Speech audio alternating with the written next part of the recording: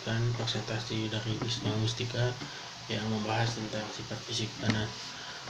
Kami dari kelompok 2 akan membahas sifat fisik tanah. Anggotanya yang terdiri dari Wisma Mustika ada Ahmad Syahid, Muhammad Lutfi Hidayat, kemudian saya sendiri yaitu Muhammad Eka Lubis. Sifat fisik tanah yang selanjutnya yaitu porositas. Porositas adalah proporsi ruang pori total yang terdapat dalam satuan volume tanah yang dapat ditempati oleh air dan udara, sehingga merupakan indikator kondisi drainase dan aerasi tanah. Kemudian porositas tanah dipengaruhi oleh kandungan bahan organik, kemudian struktur tanah dan tekstur tanah. Porositas tanah berkaitan erat dengan kerapatan isi, kerapatan zarah, dan presentasi pori. Kerapatan isi adalah berat persatuan volume tanah kering open, biasanya ditetapkan sebagai gram per cm kubik. Kemudian kerapatan zarah atau partikel density yaitu berat tanah kering, persatuan volume partikel-partikel pada tanah yang tidak termasuk ke dalam pori-pori tanah. Kemudian presentasi tanah tersebut yaitu 100 kurang kerapatan isi bagi kerapatan zarah kali 100%. Tanah yang poros berarti tanah yang cukup mempunyai ruang pori untuk pergerakan air dan udara masuk keluar. Bila tanah yang di bawah memiliki pori yang sangat kecil sekali, ruang pori-porinya akan sangat kecil dan sebaliknya. Kepentingan dari adanya porositas tanah yaitu kapasitas tanah memegang air, kemudian pergerakan air dan udara dalam tanah itu di dalam porositas tersebut. Dan yang kemudian udara ini sifat fisiknya cuman bagian dari sifat fisik tanah tersebut.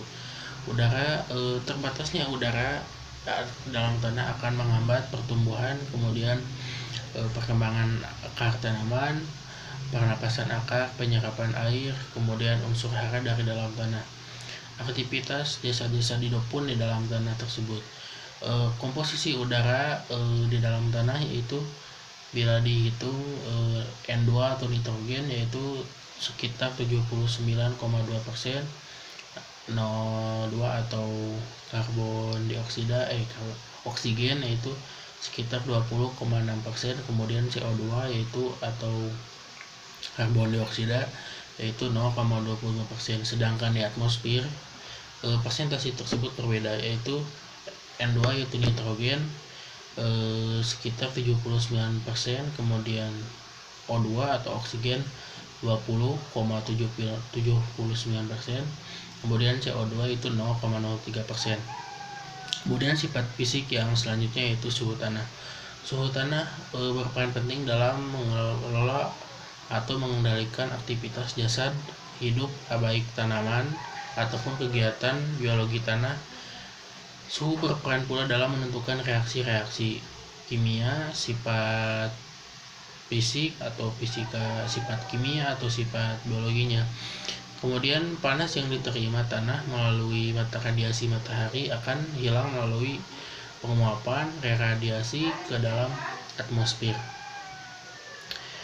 Kemudian sebagai radiasi gelombang panjang tersebut, suhu tanah dapat dikontrol dengan pembuangan air berlebihan, dengan pembuatan parit-parit drainase, perlindungan tanah dengan tanaman menggunakan mulsa. Dan yang selanjutnya sifat fisik yang di dalam tanah yaitu warna tanah. Bila warna tanah tersebut dapat diukur dengan suatu alat atau ada kertasnya yang bisa menentukan si tanah tersebut berwarna seperti apa dan karakteristiknya seperti apa. Warna tanah tersebut dengan akurat dapat diukur dengan 3 sifat tanah standar menurut Soil Municipal Culture.